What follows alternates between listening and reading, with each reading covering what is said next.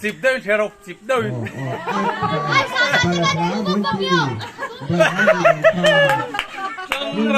Căng râu.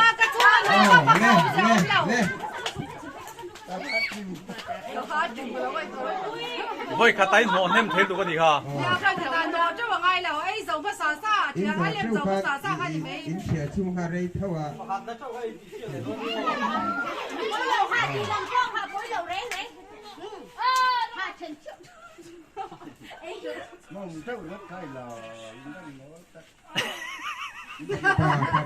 Lên bro. Hey. Chết rồi. Chết rồi. Đưa ta lên bro. Lên bro. Lên.